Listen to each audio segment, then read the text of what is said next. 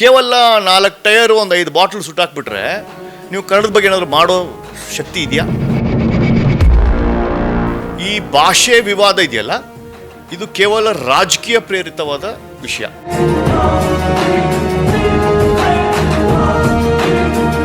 ಒಂದು ರಾಜಕೀಯ ಪಕ್ಷ ತಮ್ಮ ವೋಟ್ ಬ್ಯಾಂಕ್ಗೋಸ್ಕರ ಮಾಡಿರ್ತಕ್ಕಂಥ ಕುತಂತ್ರ. ಅದನ್ನು ನಾನು ಹೆಚ್ಚಾಗಿ ದೂಷಣೆ ಮಾಡೋದು ಕಾಂಗ್ರೆಸ್ ಪಕ್ಷ. ಕೇವಲ ಒಂದು ರಾಜಕೀಯ ಪಕ್ಷಕ್ಕೆ ಅವರ ತೇವಳಿಗೋಸ್ಕರ ಯಾರೋ ಒಬ್ಬ ರಾಜಕಾರಣಿ ಇನ್ಕಮ್ ಟ್ಯಾಕ್ಸಲ್ಲಿ ರೇಡ್ ಆಗಿದ್ದಕ್ಕೆ ಹೋಗಿ ಸ್ಟ್ರೈಕ್ ಮಾಡೋದಿದೆಯಲ್ಲ, ಅದು ಕನ್ನಡ ಹೋರಾಟಗಾರ ಅಲ್ಲ ಸ್ವಾಮಿ. ಈ ಆಲ್ ಸಂಘ ಸಂಸ್ಥೆಗಳು ಕಸದ ಬುಟ್ಟಿಗೆ ಹಾಕಬೇಕು.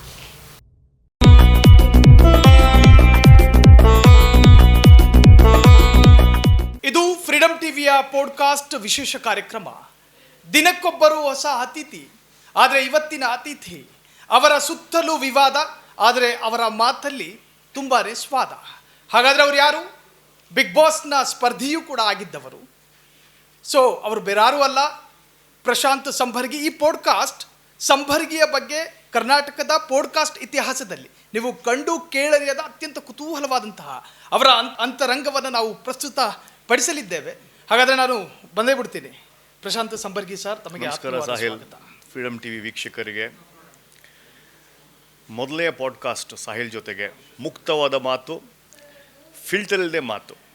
ನನ್ನ ಸಾಹಿಲ್ ಪ್ರಾಮಿಸ್ಸು ಕಾಫಿ ಕುಡಿಬೇಕಾದ್ರೆ, ಸರ್ ಯಾರು ಗೊತ್ತಿಲ್ಲೋ ಅದನ್ನು ಮಾತಾಡೋಣ ಅಂತ ಹೇಳಿದ್ರು. ಬನ್ನಿ ಮಾತಾಡೋಣ ಅಂತ ಹೇಳಿದೆ. ಕೂಲ್ ಆದ ಲುಕ್ಕು ಸರ್, ಒಂದು ಶಾಂತವಾದ ಒಂದು ಮೂಡಲ್ಲಿದ್ದೀರಿ, ಕ್ಲೀನ್ ಶೇವ್ ಮಾಡ್ಕೊಂಡಿದ್ದೀರಿ, ಸ್ಮಾರ್ಟ್ ಲುಕ್ಕು.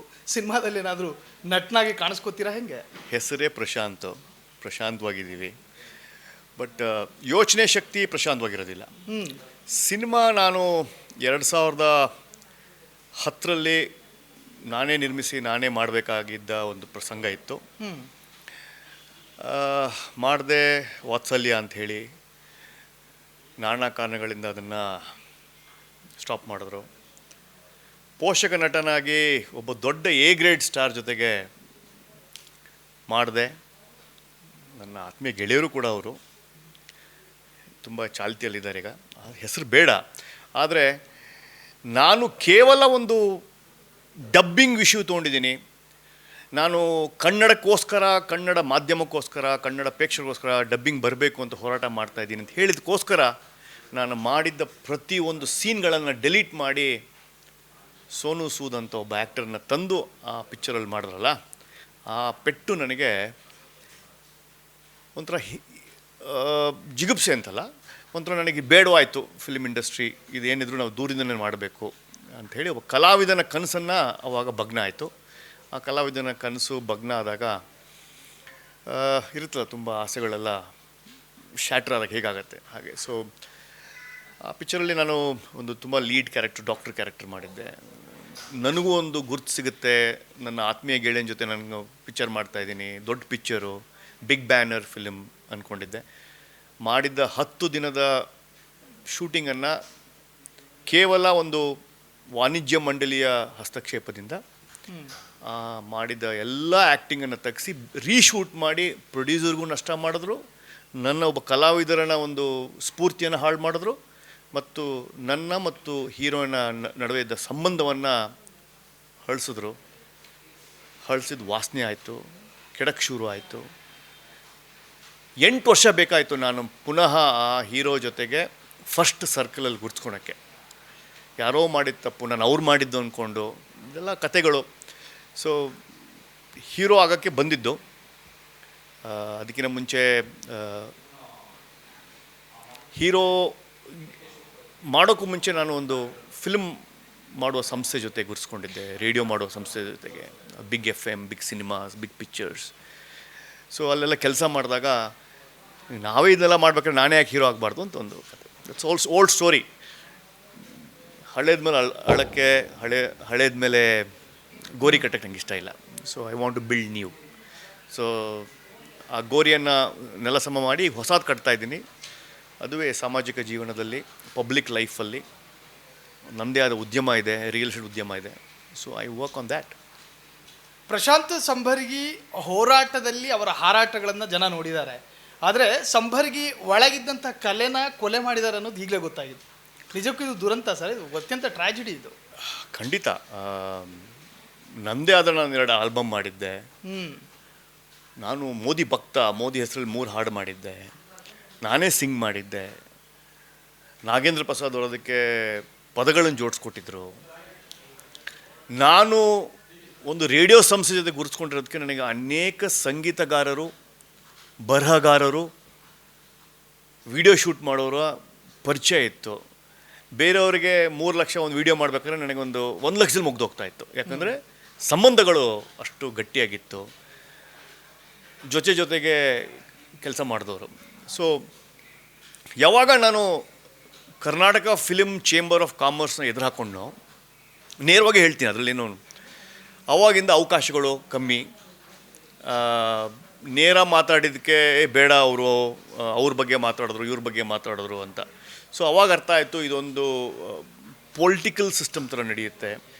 ಇಲ್ಲಿ ಒಬ್ಬರ ಕಡೆ ನಾವು ಗುರ್ತಿಸ್ಕೋಬೇಕು, ಒಬ್ಬರ ಗುಂಪಲ್ಲಿ ನಾವು ಗುರ್ತಿಸ್ಕೋಬೇಕು, ಆ ಗುಂಪಿಗೆ ನಾವು ಹುಜೂರು ಮಾಡಬೇಕು ಅನ್ನೋದು ಕನ್ನಡ ಫಿಲ್ಮ್ ಇಂಡಸ್ಟ್ರಿಯಲ್ಲಿ ಹೆಚ್ಚಾಗಿದೆ ಅಂತ ಗೊತ್ತಾದಮೇಲೆ ಗುಂಪು ಕಟ್ಟೋದು ನಮ್ಮದೇ ಒಂದು ಗುಂಪು ಆಗಬೇಕು ಅಂಥೇಳಿ ಅವರಿಂದ ದೂರ ಆಗಿ ಫಿಲ್ಮ್ ಚೇಂಬರನ್ನು ಕೋರ್ಟಿಗೆ ಕರ್ಕೊಂಡು ಹೋದೆ. ನಾನು ಕಾಂಪಿಟೇಷನ್ ಕಮಿಷನ್ ಆಫ್ ಇಂಡಿಯಾ ಅಂತ ಹೇಳಿ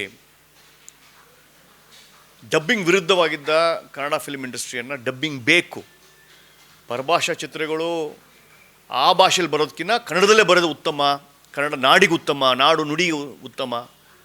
ನಮ್ಮ ತಾತನೋ, ನಮ್ಮ ಅಜ್ಜಿನೋ, ನಮ್ಮ ಚಿಕ್ಕಪ್ಪನೋ, ಹಳ್ಳಿಯವರು ಜುರಾಸಿಕ್ ಪಾರ್ಕ್ ಆಗಿರ್ಬೋದು, ಟೈಟಾನಿಕ್ ಆಗಿರ್ಬೋದು, ಬಾಹುಬಲಿ ಆಗಿರ್ಬೋದು, ಇಂಥದ್ದೆಲ್ಲ ನೋಡ್ಬೋದು, ಅವರ ಭಾಷೆಯಲ್ಲೇ ನೋಡ್ಬೋದು ಅನ್ನುವ ಒಂದು ಪ್ರಯತ್ನ ಈಗ ಶ್ರುತಿಗೂಡ್ತಾ ಇದೆ, ಫಲ ಕೊಡ್ತಾ ಇದೆ. ಆಗ ನಾನು ವಿಲನ್, ಆ ವಿಲನ್ನಿಂದ ನನ್ನ ಕೆರಿಯರನ್ನು ಹಾಳು ಮಾಡಿಕೊಂಡೆ. Film acting career, yes, I spoiled my career. Sir, ಈ ದೂರಾಲೋಚನೆಯನ್ನು ಕೆಲವರು ದುರಾಲೋಚನೆ ಅಂತ ಹೇಳಿದವರು ಇದ್ದಾರಲ್ಲ ಸರ್? ದೂರಾಲೋಚನೆ ಅಥವಾ ದುರಾಲೋಚನೆ ತುಂಬ ವ್ಯತ್ಯಾಸ, ವೆರಿ ಸ್ಮಾಲ್, ಒಂದು ಒತ್ತಕ್ಷರದಲ್ಲಿದೆ. ದುರಾಲೋಚನೆ ಯಾಕೆ ಅಂದರೆ ಇವು ನಮ್ಮ ಮಾತು ಆಡ್ತಾ ಇಲ್ಲ, ನಮ್ಮ ಥರ ಯೋಚನೆ ಮಾಡ್ತಾ ಇಲ್ಲ ಅಂತ. ನಾವು ವಿಭಿನ್ನವಾಗಿ ಯೋಚನೆ ಮಾಡಿದ್ರೆ ನಮ್ಮನ್ನು ದುಷ್ಟರು ಅಂತ ಕಾಣೋದು, ಅದು ಒಂದು ಕಂಡು ಬಂದಿದೆ ಕನ್ನಡ ಇಂಡಸ್ಟ್ರಿಯಲ್ಲಿ. ಬೇರೆ ಎಲ್ಲೂ ಇಲ್ದಿರ್ತಕ್ಕಂಥ ಗುಂಪುಗಾರಿಕೆ, ಎಲ್ಲೂ ಇಲ್ದಿರ್ತಕ್ಕಂಥ ಸಿಸ್ಟಮ್ ಈ ಕನ್ನಡ ಇಂಡಸ್ಟ್ರಿಯಲ್ಲಿದೆ. ಬಟ್ ನಾನು ಕನ್ನಡ ಇಂಡಸ್ಟ್ರಿನ ದೂರೋದಿಲ್ಲ, ಯಾಕೆಂದರೆ ನಾನು ಕನ್ನಡ ಇಂಡಸ್ಟ್ರಿ ಅನ್ನ ಕೊಟ್ಟಿದೆ. ನಾನು ರೇಡಿಯೋ ಸಂಸ್ಥೆಯಲ್ಲಿದ್ದಾಗ, ಮತ್ತು ನಾನು ಫಿಲ್ಮ್ ಡಿಸ್ಟ್ರಿಬ್ಯೂಷನ್ ಸಂಸ್ಥೆ ಇದ್ದಾಗ, ಫಿಲ್ಮ್ ನಿರ್ಮಾಣ ಸಂಸ್ಥೆಯಲ್ಲಿದ್ದಾಗ ನಾನು ಅದರಿಂದಲೇ ನನ್ನ ಜೀವನವನ್ನು ಕೊಟ್ಟಿರ್ತಕ್ಕಂಥ ಸಂಸ್ಥೆಗಳು. ಅದಾದ ನಂತರ ಕಿರುತೆರೆಯಲ್ಲಿ ರಿಯಾಲಿಟಿ ಶೋಗೆ, ಒಂದು ಖಾಸಗಿ ವಾಹಿನಿಗೆ ನಾನು ರಿಯಾಲಿಟಿ ಶೋಗೆ 2 ಸಲ ಹೋದ್ನಲ್ಲ, ಅವಾಗ ನಂಗೆ ಅರ್ಥ ಆಯಿತು, 1 ಸಲಿಗೆ ಹೋಗೋದೇ ಕಷ್ಟ, 2 ಸಲ ಕರ್ಸ್ಕೊಂಡ್ರಲ್ಲ, ಅದು 100 ದಿನ ಇದ್ವಿ. ಸೊ ಅದು ನಾವು ಜನಕ್ಕೆ ಹತ್ತಿರ ಆಗಿದ್ದೀವಿ. ಸೊ ಕನ್ನಡ ಜನತೆಯಿಂದಲೇ ನಮಗೆ ಒಂದು ಅನ್ನದಾತರಾಗಿದ್ದಾರೆ. So I can't blame the film industry, it's part and parcel. Sir, ನಿಮ್ಮನ್ನು ಒಂದಷ್ಟು ಜನ ಬೇರೆ ಬೇರೆ ಹೆಸರಲ್ಲಿ ಕರೀತಾರೆ. ಕೆಲವರು ಪ್ರಶಾಂತ್ ಅಂದರೆ, ಕೆಲವರು ಸಂಪರ್ಗಿ ಅಂತಾರೆ, ಇನ್ನು ಕೆಲವರು ಅಲಿಗೇಷನ್ ಆಫ್ ಕಿಂಗ್ ಅಂತಲೂ ಕರೀತಾರೆ, ಕಿಂಗ್ ಆಫ್ ಅಲಿಗೇಷನ್, ಆರೋಪದ ರಾಜ. ಸೊ ನೀವು ವಿವಾದಗಳನ್ನು ಇಷ್ಟಪಟ್ಟು ಸ್ವಲ್ಪ ಕಷ್ಟವನ್ನು ಎದುರಿಸ್ತಾ ಇದ್ದೀರಾ ಹೆಂಗೆ? ವಿವಾದ ಅಂತಲ್ಲ, ಅಲಿಗೇಷನ್ ಅಂತಲ್ಲ, ಬೆಕ್ಕಿಗೆ ಗಂಟೆ ಕಟ್ಟೋರು ಬೇಕು. ಬೆಕ್ಕಿಗೆ ನೀವು ಗಂಟೆ ಕಟ್ಟಿಲ್ಲ ಅಂದರೆ, ಸಮಾಜಕ್ಕೆ ನಿಮಗೆ ಕಾಳಜಿ ಇತ್ತು ಅಂದರೆ, ನಿಮ್ಮ ಬಗ್ಗೆ ಒಂದು ರಾಷ್ಟ್ರಭಕ್ತಿ ಇತ್ತು ಅಂದರೆ, ನಿಮ್ಮಲ್ಲಿ ಒಂದು ರಾಷ್ಟ್ರೀಯತೆ ಇತ್ತು ಅಂದರೆ, ದೇಶ ಮೊದಲು, ನನಗೆ ನನ್ನ ನಾಡು ಮುಖ್ಯ ಅಂತಿದ್ರೆ, ನೀವು ಖಂಡಿತವಾಗಿಯೂ ಒಂದು ಗಂಟೆ ಕಟ್ಟುವ ಕಾರ್ಯಕ್ರಮ ಮಾಡ್ತೀರಾ. ನಾನು ಮಾಡಿರ್ತಕ್ಕಂಥ ಹೋರಾಟ ಅಲಿಗೇಷನ್ನು ಕೇವಲ ನಿಮಗೆ ನಟಿಮಣಿಯರ ಹೆಸರುಗಳನ್ನು 2020 ಸ್ಯಾಂಡ್ಲ್ವುಡ್ ಡ್ರಗ್ ಕೇಸ್ ಮಾತ್ರ ನಿಮ್ಮ ಕಣ್ಣಿಗೆ ಬೀಳುತ್ತೆ, ಅಥವಾ ಫ್ರೀಡಮ್ ಟಿ ವಿ ವೀಕ್ಷಕರಿಗೆ ಗೊತ್ತಾಗುತ್ತೆ. ಆದರೆ ಅದಕ್ಕಿಂತ ಮೀರಿ ಅನೇಕ ಹೋರಾಟಗಳನ್ನು ಕಂಪ್ನಿ ಮುಖಾಂತರ, ಕೋರ್ಟ್ ಮುಖಾಂತರ, BDA ಒತ್ತುವರಿ ಮುಖಾಂತರ, ಸಮಾಜದ ಅನೇಕ ಡ್ರಗ್ಸಿನ ವಿರುದ್ಧ ಅನೇಕ ಹೋರಾಟಗಳು ಮಾಡಿದ್ದಾನೆ. ಸೊ ಬರೀ ಅಲಿಗೇಷನ್ ಮಾಡೋದು, ತರ್ಕಬದ್ಧ ಅಲಿಗೇಷನ್ ಮಾಡಿರ್ತಕ್ಕಂಥ ನನ್ನಲ್ಲಿದೆ. ಡಬ್ಬಿಂಗ್ ಹೋರಾಟದಲ್ಲಿ ನಾನು ಅನೇಕರಿಗೆ ಕೋರ್ಟ್ಗೆ ಕರ್ಕೊಂಡೋಗಿ ಅವ್ರ ಕೈಲಿ ಪೆನಾಲ್ಟಿ ಕಟ್ಟಿಸಿದ್ದೀನಿ.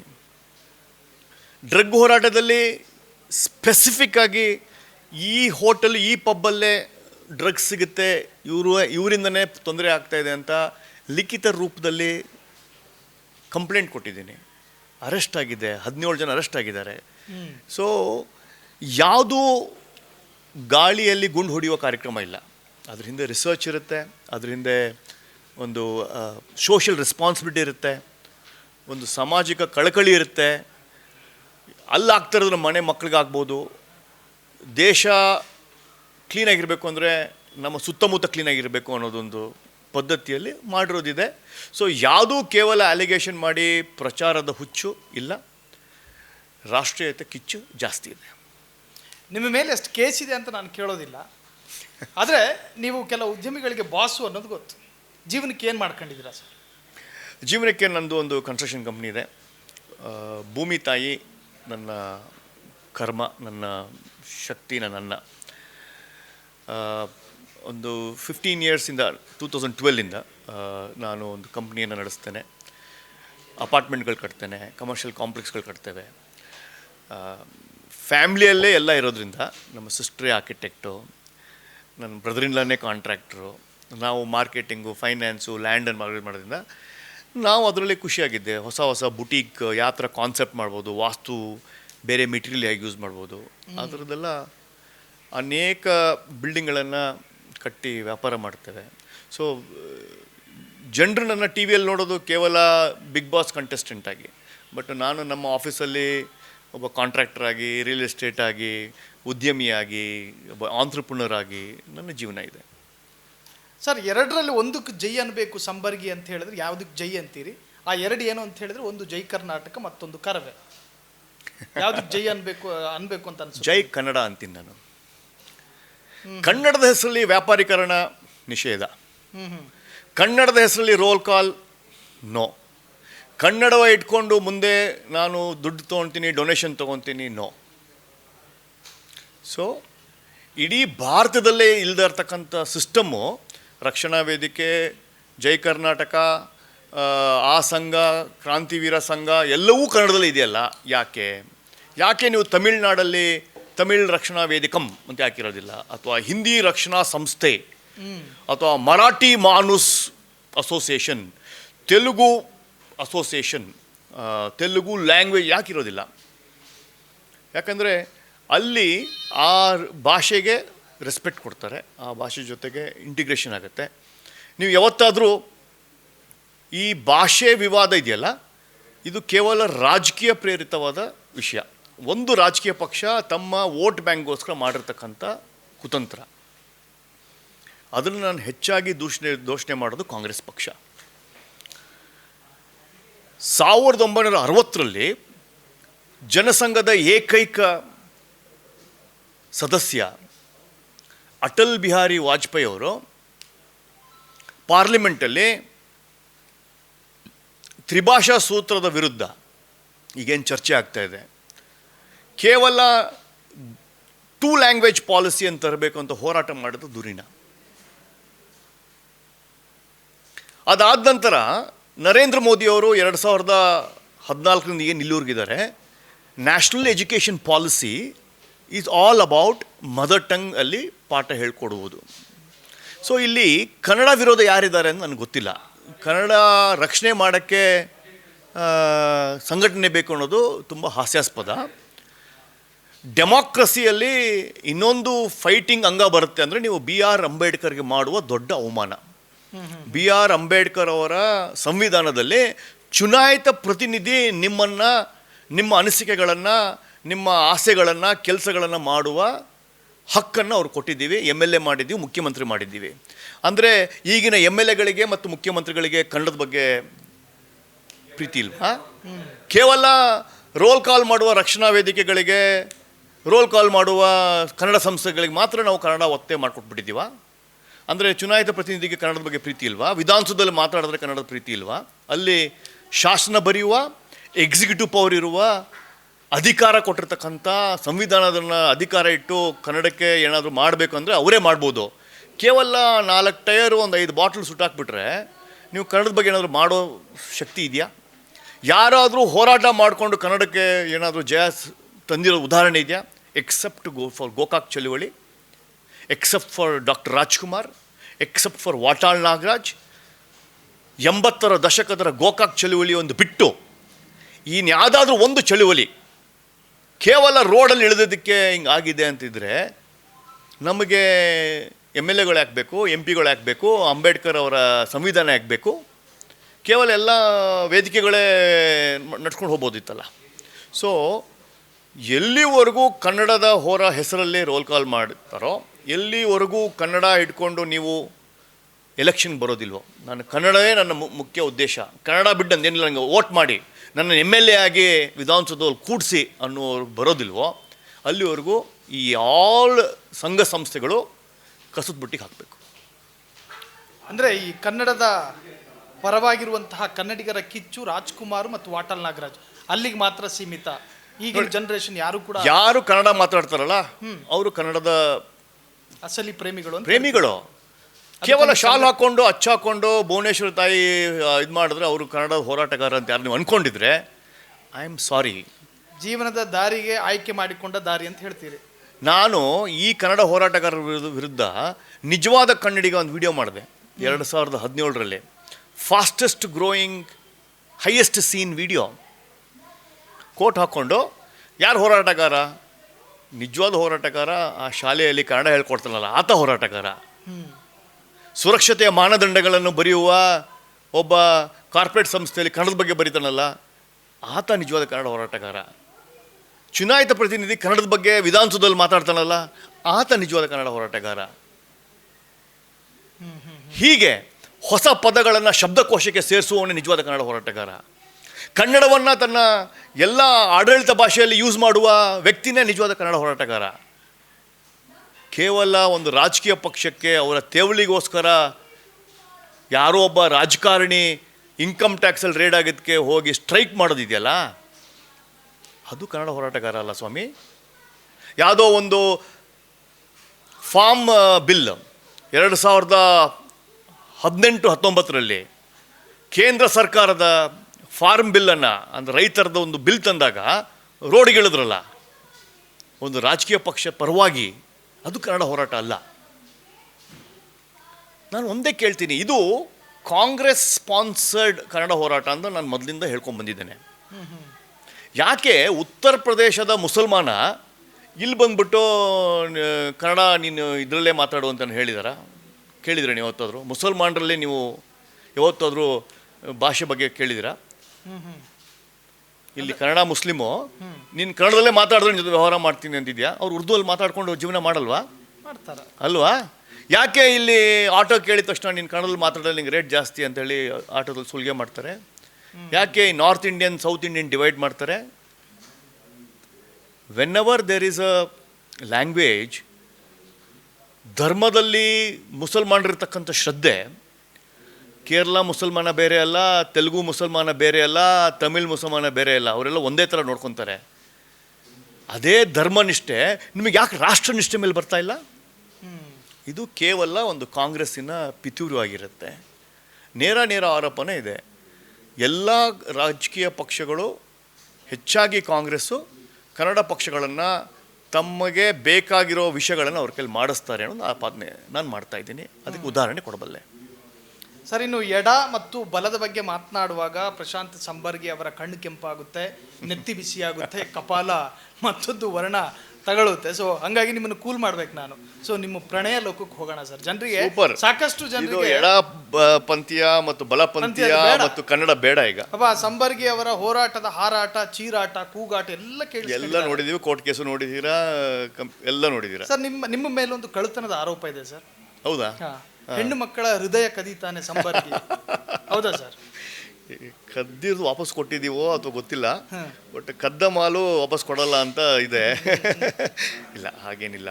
ಹೃದಯ ಗೆದ್ದಿದ್ದೀರಾ, ಕಳ್ಳತನ ಮಾಡಿಲ್ಲ. ಗೆದ್ದಿದ್ದೀವಿ. ಎಲ್ಲರ ಜೀವನದಲ್ಲಿ ಆಗು ಹೋಗೋದ್ರ ಬಗ್ಗೆ, ಟೀನೇಜ್ ಲವ್, ಟೀಚರ್ ಲವ್, ಕ್ಲಾಸಲ್ಲಿ ಅತ್ಯಂತ ಸುಂದರವಾದ ಹುಡುಗಿಯ ಲವ್, ಎಲ್ಲವೂ ನಮಗಾಗಿದ್ದೆ. ಬೇರೆಯವ್ರಿಗಾಗಿರೋದು ನಮಗೇನಾಗಿಲ್ಲ, ಬೇರೆಯವ್ರಿಗಾಗಿರೋಲ್ಲವೇ ನಮಗಾಗಿರೋದು. ಸೊ ಎಸ್, ಕಾಲೇಜಲ್ಲಿ ಅರ್ಲಿ 1995-97 ನಾನು ಮಾಡಲಿಂಗ್ ಜಗತ್ತಲ್ಲಿದ್ದೆ. ಸೊ ಪ್ರಸಾದ್ ಬಿದ್ದಪ್ಪ ಅವರ ಗರಡಿಯಲ್ಲಿ ಮಾಡಲ್ ಆಗಬೇಕು, ಮಿಸ್ಟರ್ ಗ್ಲಾಡ್ರಾಕ್ಸ್ ಹೋಗಬೇಕು. ಆವಾಗ ಅಷ್ಟು ಇಂಟರ್ನೆಟ್ಟು ಮತ್ತು ಸೋಷಿಯಲ್ ಮೀಡಿಯಾ ಇರಲಿಲ್ಲ. ಸೊ ಎಸ್, ಮಾಡಲಿಂಗ್ ಜಗತ್ತು ಆಗ ಕೇವಲ ಎಲೈಟಲ್ಲಿ ಮಾತ್ರ ಇತ್ತು. So M G road, brigade road, ಪಬ್ಗಳಲ್ಲಿ ಒಂದು 2-3 ಮ್ಯಾಗ್ಝಿನ್ಸು, ಗ್ಲ್ಯಾಂಡ್ರ್ಯಾಕ್ಸು, ಮೆನ್ಸೇರಾ, ಆ ಥರದಲ್ಲಿ, ಅಥವಾ ಯಾವುದಾದ್ರು ಇಂಗ್ಲೀಷ್ ಪೇಪರಲ್ಲಿ ಪೇಜ್ 3 ಬರೋದು, ಆ ಥರದ್ದು ಮಾತ್ರ ಎಕ್ಸ್ಪೋಜರ್ ಇತ್ತು. ಆಗೇನಾದರೂ ಇಂಟರ್ನೆಟ್ಟು, ವಾಟ್ಸಪ್ ಇದ್ಬಿಟ್ಟಿದ್ರೆ ನಾವೀಗ ಇಂಟರ್ನ್ಯಾಷನಲ್ ಮಾಡ್ಲಿಕ್ಕೆ ಓಡಾಡ್ತಾ ಇದ್ವಿ ನಾವು ಮೋಸ್ಟ್ಲಿ. ಸೊ ಇರಲಿಲ್ಲ ಅದು.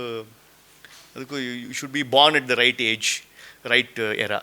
ಪ್ರಾಬ್ಲಿ ನೋ, ಟೈಮ್ ಸಿಗುತ್ತೆ. So yes, I did modelling. ಇನ್ನು ಪ್ರಶಾಂತ್ ಸಂಬರ್ಗಿ ಅವರು ಮಧ್ಯಮ ಅಥವಾ ಬಡವರ್ಗದಿಂದ ಬಂದಿಲ್ಲ, ಅನುಕೂಲಕರವಾದಂಥ ಫ್ಯಾಮಿಲಿಯಿಂದ ಬಂದವರು, ಐಷಾರಾಮಿ ಏರಿಯಾದಲ್ಲೇ ಜನಿಸಿದವರು. ಸರ್, ನಿಮ್ಮ ಬಾಲ್ಯ ಜೀವನದ ಬಗ್ಗೆ ಒಂದಷ್ಟು ಹೇಳಿ ಸರ್. ನಾನು ಹುಟ್ಟಿದ್ದು ಬೆಳಗಾಮಲ್ಲಿ. ನಾನು 1ರಿಂದ 5 ವರ್ಷ ನಾನು ಬೆಳಗಾಮಲ್ಲಿದ್ದೆ. ಅದಾದ ನಂತರ ಇದೇ ಏರಿಯಾ, ಯಾವುದು ಫ್ರೀಡಮ್ TV ಆಫೀಸ್ ಇರ್ತಕ್ಕಂಥ ಏರಿಯಾ, ವಾಯಲಿ ಕಾವಲ್, ಸದಾಶಿವ ನಗರ, ನಾನು ಸ್ಟೆಲ್ಲಾ ಮಾರಿಸ್ ಅಂತ ಇಲ್ಲಿ ಪಕ್ಕದಲ್ಲೇ ಇದೆ, ಆ ಸ್ಕೂಲಲ್ಲಿ ನನ್ನ ಅಂದರೆ ನೀವು ಆಡಿ ಬೆಳೆದಿದ್ದೆಲ್ಲ ಇದೇ ಏರಿಯಾ? ಇದೇ ಏರಿಯಾ, ಇಲ್ಲಿ ಫುಟ್ಬಾಲ್ ಗ್ರೌಂಡಲ್ಲಿ ಬೆಳೆದಿರೋದು ನಾನು. ಇದೇ ರೋಡಲ್ಲಿ SBI, ವಾಯಲಿ ಕಾವಲ್ ಪೊಲೀಸ್ ಸ್ಟೇಷನ್ ಪಕ್ಕ ಇರ್ತಕ್ಕಂಥ SBI ನಮ್ಮ ಮನೆ. ಅದನ್ನು 90ರ ದಶಕದಲ್ಲಿ ನನ್ನ ತಂದೆ ಮಾರಿ, ಬನಶಂಕರಿಗೆ ದೊಡ್ಡ ಜಾಗ ಬೇಕು, ಅದು ಪಿತ್ರಾಜಿತ, ಅದರಿಂದ ಎಲ್ಲರಿಗೂ ಶೇರ್ ಹೋಗಿ, ಅದೇನೋ ಕತೆಗಳು. ಸೊ ಅವಾಗ ರಿಯಲ್ ಎಸ್ಟೇಟ್ ಅಂದರೆ ಗೊತ್ತಿಲ್ಲ, ಏರಿಯಾ ಅಂದರೆ ಗೊತ್ತಿಲ್ಲ. ಬಟ್ ನನಗೆ ನನ್ನ ಮೂಲತಃ ನನ್ನ childhood Malleshwaram 11th cross, Vyalikaval grounds, MES college, BP Indian, Himanshu, ಈ ಕಡೆ ಎಲ್ಲ ನಾನು ಬೆಳೆದಿದ್ದು. ಬಟ್ ಕಾಲೇಜು ಬೆಂಗಳೂರು ದಕ್ಷಿಣ. ನನಗೆ ಒಂದು ಹೆಗ್ಗಳಿಕೆ ಇದೆ, PUC, ಡಿಗ್ರಿ, MBA ಒಂದೇ college, PS college of business management. So ನನ್ನ PUC, BBM, MBA, ಸೊ 2 + 3 + 2 7 ವರ್ಷ. ಬಟ್ ನಾನು 9 ವರ್ಷ ಕಾಲೇಜಿದ್ದೀನಿ, ಯಾಕಂದರೆ ನಾನು PUC ಫೇಲ್ ಆದೆ. ಅದನ್ನ ಹೇಳ್ಕೊತೀರಿ? ಹೇಳ್ಕೊತೀನಿ, ಯಾಕೆಂದರೆ ಅದು ಫೇಲ್ ಆಗಿದ್ದು ತುಂಬ ಪಾಪ್ಯುಲರ್ ಆಗಿ ಫೇಲ್ ಆಗಿದ್ದು ನಾನು. ಅಲ್ಲೂ ಜನಪ್ರಿಯತೆ ಇತ್ತು? ಹೌದು, ಯಾಕಂದರೆ ಅದು ಯಾವುದೋ ಒಂದು ರಾಂಗ್ ರೀಸನ್ಗೆ ಒಂದು ಕ್ಲಾಸೇ ಸಸ್ಪೆಂಡ್ ಆಯಿತು, ಕಾಪಿಂಗ್ ಅಂತ. ಅದು ಏನೋ ಕಂಪ್ಲೇಂಟ್ ಮಾಡಿದ್ದಕ್ಕೆ ಎಲ್ಲರನ್ನೂ ಡಿಬಾರ್ ಮಾಡಿದ್ರು.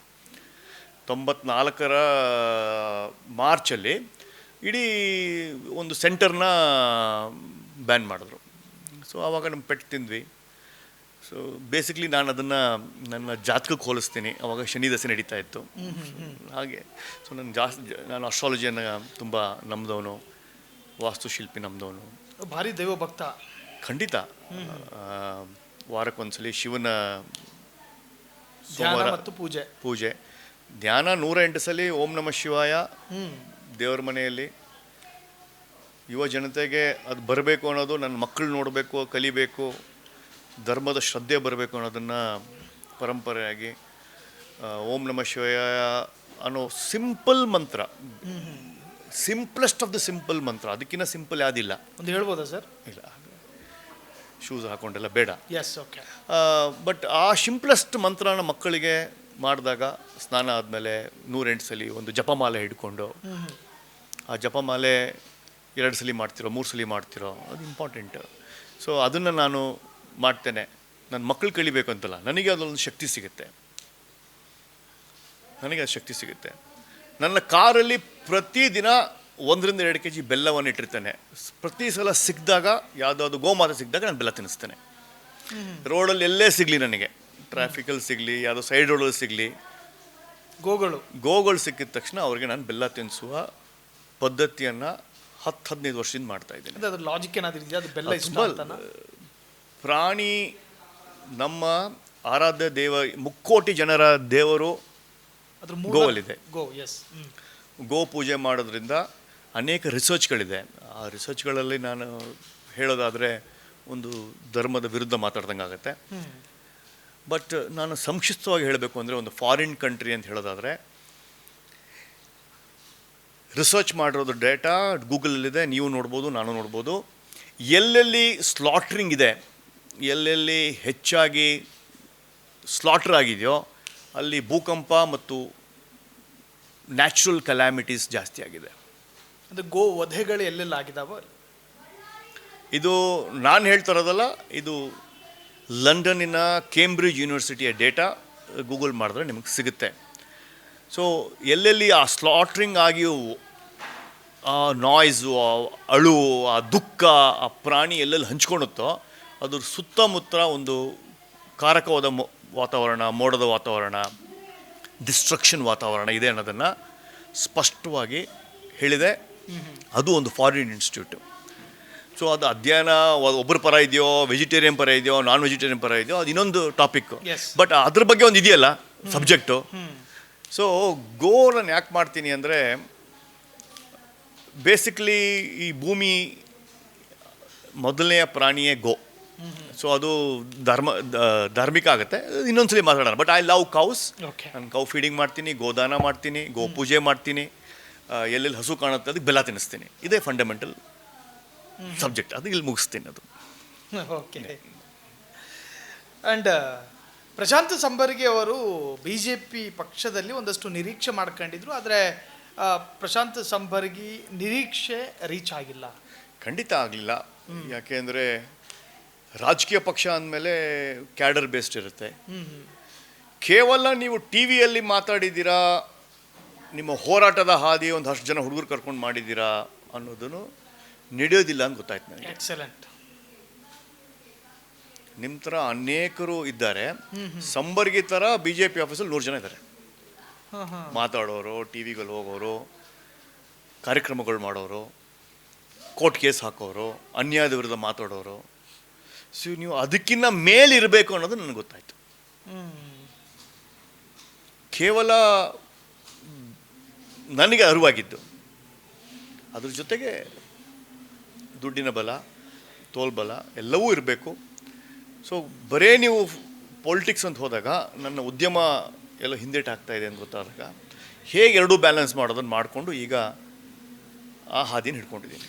ಸರ್, ನೀವು ಹೇಳಿ ಕೇಳಿ ಆ್ಯಕ್ಟರ್ ಆಗಿರೋದ್ರಿಂದಾಗಿ ನಾನೊಂದು 5 ಆ್ಯಕ್ಟರ್ಗಳ ಹೆಸರು ಹೇಳ್ತೀನಿ ಸರ್. ನಿಮಗೆ ನಿಮ್ಮ ಒಪಿನಿಯನ್ ಹೇಳಲೇಬೇಕು. ಸೊ ಆರಂಭದಲ್ಲೇ ನಾನು ನಿಮಗೆ ಪ್ರಕಾಶ್ ರಾಜ್ ಅವರ ಹೆಸರು ಹೇಳ್ತಾ ಇದ್ದೀನಿ. ಏನು ಅನಿಸುತ್ತೆ ಸರ್? ಒಳ್ಳೆಯ ನಟ,